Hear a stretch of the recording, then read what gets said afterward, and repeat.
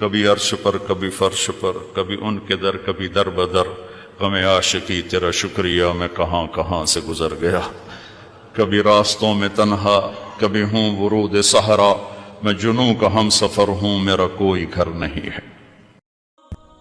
سخی بنو، سچے بنو، اللہ کو بخیل سے محبت نہیں ہے، اور سخی سے تعلق توڑتا نہیں اور بخیل سے جوڑتا نہیں۔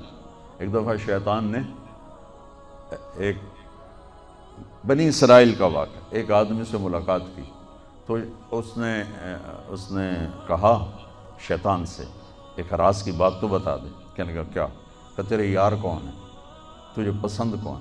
کہنے لگا تین مجھے بڑے پسند، ایک جو شراب پیتا ہو، نشہ کرتا ہو، ایک جو غصے والا ہو، قابو نہ کرتا ہو، ایک جو بخیل ہو، کسی پہ خرچ نہ کرتا ہو۔ یہ تین میرے بڑے گھاٹے آ رہے ہیں۔ اور اگلی یہ کہ اگر کسی بدبخت میں تینوں کٹھی ہو گئی، غصہ بھی، بخل بھی، شراب بھی، تو پھر وہ پیر ہوتا ہے اور میں مرید ہوتا ہوں، پھر وہ میرے تو بھی بڑا شیطان۔ تو پہلے آپ لوگ ان تاجروں کو سچائی سکھائیں، دیانتداری سکھائیں، سخاوت سکھائیں، اللہ کے لیے قربانی دینا سکھائیں کہ اللہ نے روک دیا، ختم۔ اللہ نے کہا یہ کام نہیں کرنا، ختم۔ سود نہیں کرنا، ختم۔ جھوٹ نہیں بولنا، ختم۔ دھوکہ نہیں دینا، ختم۔ سچائی دیانتداری پہ جمنا ٹھیک ہے، جاتا ہے تو جائے، آتا ہے تو آئے، رزق تو اللہ کے خزانوں میں ہے۔ اس معاشرے کے ساتھ یہ نسل اگر چلے گی تو وہی کرے گی جو یہ کر رہے ہیں۔ پھر آپ لوگوں کے پاس بھی جمع تفریق ہی ہے، جمع تفریق، جمع تفریق، جمع تفریق، ان کے سارے دماغ جمع تفریق میں کھپ جاتے ہیں۔ انہیں پتہ ہی نہیں میرا نبی کون تھا، کیا تھا، کبھی سنتے ہی نہیں ہمارے نبی کون تھے، کیا تھے۔ تو راہبری کا حق لے کر تو وہ تشریف لائے تھے جنہوں نے سچائی سکھائی، دیانتداری سکھائی، محبت سکھائی، حیا کو سکھایا، پاک دامنیوں کو سکھایا، سخاوت کو سکھایا۔ حضرت علی سے کسی نے پوچھا کوئی حسرت، حضرت علی سے کسی نے کوئی حسرت، کہنے لگے جتنا علم تھا اتنا کسی نے لیا نہیں، جتنی سخاوت تھی اتنا کسی نے مانگا نہیں، جتنی سخاوت تھی اتنا کسی نے مانگا نہیں۔ یہ دو حسرت ہیں میرے دل۔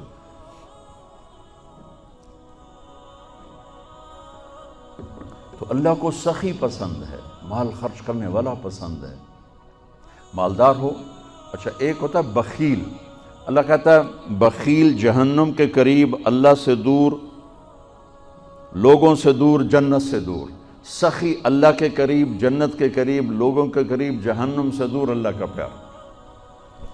جب بنی اسرائیل نے بچھڑے کی پوجا کی تو اللہ نے کہا سب کو قتل کرو، سارے۔ جب سامری پکڑا گیا جس نے شروع کروائی تو اللہ تعالیٰ نے سفارش کی، اے موسیٰ سامری کو چھوڑ دے۔ کہا یا اللہ سامری کو چھوڑ دوں؟ اسی نے تو بچھڑا بنایا، اسی نے تو یہ شرک کروایا، تو کہتا سامری کو چھوڑ دوں؟ تو پتہ ہے اللہ نے کہا موسیٰ یہ کمبخت سخی ہے اور سخی کو قتل کرنا مجھے اچھا نہیں لگتا، میں نے آپ ہی مار دوں گا، تو اس کو چھوڑ دیں۔ اس کا کفر تھا، نفاق تھا، لیکن سخاوت اس کو قتل سے بچا گئی۔ تو مالدار اس اللہ نے زکوٰۃ ادنا درجہ ہے، زکوٰۃ ادنا درجہ ہے سخاوت کا۔ زکوٰۃ دینے سے آدمی بخیلوں سے نکل آتا ہے اور سخیوں میں داخل نہیں ہوتا، بین بیچ میں آ کے کھڑا ہو جاتا ہے۔ اس پر بخیل کا لیبل بھی نہیں اور اس پر سخی کا لیبل بھی نہیں، درمیان میں آ جاتا ہے۔ ایک دفعہ خسرو پرویز کے دربار میں ایک مچھیرا مچھلی لے کر آیا، اس کو بڑی اچھی لگی، انہوں نے کہا اس کو 4000 درہم دے دو، کہیں 4000 دینار دے دو۔ تو جب وہ اس کو دیے تو اس کی بیوی شیری نے اس کے کان میں کہا اتنی بڑی دولت تو نے مچھلی پر دے دی تو خزانہ خالی ہو جائے گا، یہ مچھلی واپس کرو اور پیسے اس سے لو۔ تو خسرو پرویز نے کہا میں اتنا بڑا بادشاہ ہوں، مجھے شرم آتی میں اس سے پیسے واپس لوں، میں نہیں لیتا۔ وہ کہنے لگی میں تمہیں طریقہ بتاتی ہوں، تم اس کو بلا کہ پوچھو یہ مچھلی نر ہے یا مادہ، وہ کہے گا نر ہے تو تم کہنا ہمیں مادہ چاہیے تھی، واپس لو ہمارے پیسے دو۔ وہ کہے گا یہ مادہ تم کہنا ہمیں نر چاہیے تھا، پیسے واپس۔ ٹھیک، انہوں کو بلایا، ہاں بھائی یہ مچھلی نر ہے یا مادہ؟ کہ حضور خسرا نہ نر ہے نہ مادہ ہے۔ اس وقت 4000 اور دے دو۔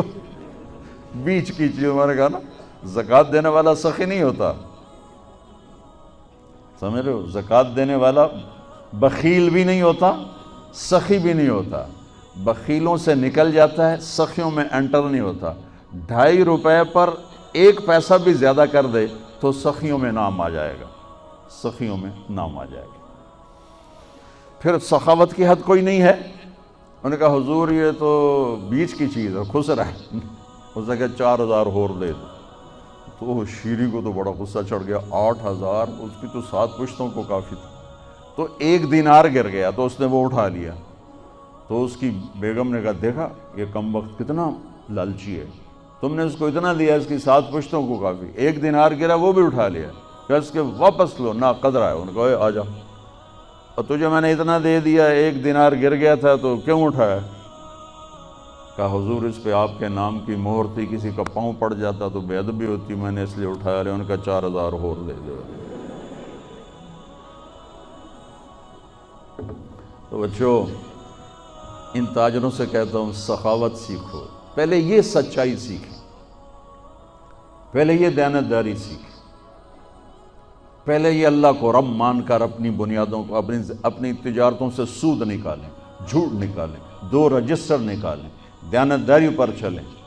اللہ کی قسم زمین آسمان کے دروازے اللہ تعالیٰ کھول دے گا۔ اور غریبوں پر خرچ کریں کہ اللہ تعالیٰ کو پسند ہے۔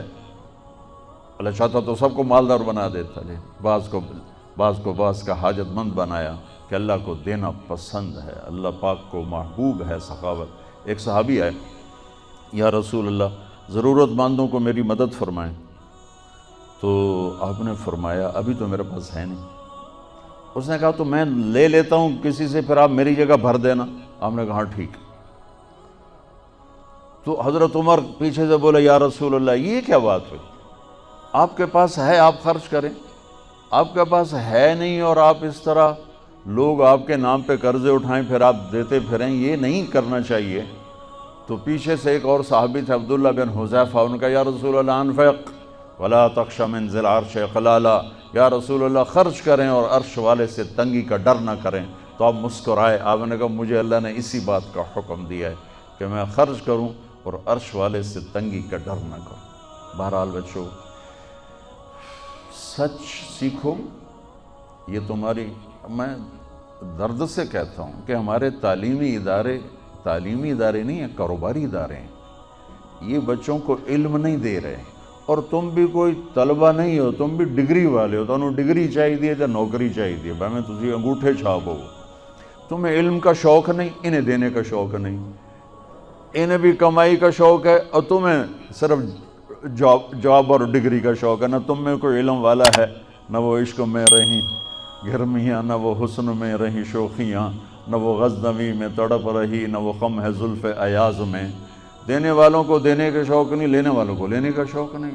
علم تو مر مٹ گیا ہے، وہی قوم سر اٹھا کے زندہ رہے گی جن کا علم اپنا ہوگا۔ تمہارا علم تو باہر سے آتا ہے۔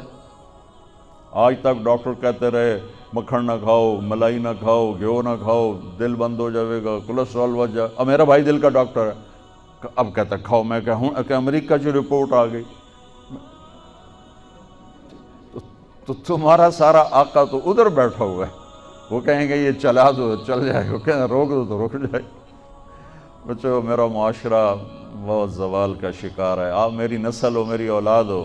میں بہت تھکا ہوا تھا، مجھے یہ نعیم بھائی نے رات کہا، میں نے کہا ایک تو تیری مجھے بہت ہے عزت احترام کہ میں انکار نہیں کر سکتا، دوسرا یہ میرے اپنی اولاد ہے، اللہ کرے کوئی ایک بھی سچ بولنے والا ہو گیا اور کوئی ایک بھی دیانتداری والا ہو گیا تو چلو میری آخرت، میری قبر ٹھنڈی کرنے کا سبب بن جائے گا۔ جس قوم میں سچ ہوتا ہے انہیں کوئی ڈبو نہیں سکتا، جس قوم میں دیانتداری ہوتی ہے انہیں زوال نہیں آ سکتا، جس قوم میں انصاف ہوتا ہے ان پہ سورج غروب نہیں ہوتا، جس قوم میں ظلم ہوتا ہے، جھوٹ ہوتا ہے، بددیانتی ہوتی ہے، ان پہ سورج کبھی چڑھا نہیں، انہوں نے عروج کبھی دیکھا نہیں، ذلت و پستی کے سوا کچھ نہیں ان کے پاس۔ چوپڑی روٹی کھا لینا کون سی بڑی بات. مجھے ایک میٹرک میں ایک کہانی تھی. میٹرک میں نا انگریزی کی 2 کتابیں, ایک موٹی کتاب تھی ایک چھوٹی کتاب تھی. وہ چھوٹی کتاب میں ایک کہانی مجھے یاد آ گئی. ایک شہری کتا جنگل میں جایا کرتا تھا, تو اس کی نا جنگلی کتے سے دوستی ہو گئی. تو جنگلی کتا تھوڑا ماڑکا جو ہڈیاں نکلی ہوئی ہیں, شہری کتا موٹا تازہ. تو ایک دن وہ جنگلی کتا کہتا ہے, یار تو کیا کھاتا ہے؟ انہوں نے کہا میں پراٹھے کھاتا ہوں, انڈے کھاتا ہوں, ڈبل روٹی کھاتا ہوں, دودھ پیتا ہوں, گوشت کھاتا ہوں. ان کہ یار میں تو نام ہی آج سن رہا ہوں, میں نے تو کبھی کچھ کھایا ہی نہیں ہے. یار میں نے بھی لے چل, میں بھی کوئی کھاوا کو, میں بھی موٹا ہوں. انہوں نے کہا آ جا. تو وہ اس کو لے کے چلا. تو جب جنگل سے نکلے تو روشنی میں جنگلی کتے کی نظر پڑی گلے میں پٹا. تو وہ کتا کھڑا ہو گیا, کہنے لگا میرے بھائی اے کیے. انہوں نے کہا یہ پٹا ہے. وہ کیا ہوتا ہے؟ کہ یہ غلامی ہے. میں کسی گھر کا ملازم ہوں, غلام ہوں, ان کا پہرا دیتا ہوں, ان کی راکھی کرتا ہوں, ان کی نوکری کرتا ہوں, پھر وہ مجھے انڈے کھلاتے ہیں, پراٹھے کھلاتے ہیں, پتہ نہیں کیا. انہوں نے کہا میرے بھائی تجھے تیرے پراٹھے مبارک, مجھے میری آزادی مبارک. میں آزادی میں بھوکا رہوں, یہ مجھے زیادہ پسند ہے اس سے کہ کسی کی نوکری کر کے اور میں کسی کا غلام بن کے میں یہ انڈے پراٹھے کھاؤں. پوری امت مسلمہ اس وقت وہ شہری کتے کی مثال ہے. تو میرے عزیزو, سچائی پر آؤ, دیانتداری پر آؤ, انصاف پر آؤ, محبت پر آؤ, درگزر پر آؤ. آپ ابھی بچے ہو, والدین کو عزت دو, والدین کی قدر کرو, اپنے اساتذہ کی قدر کرو.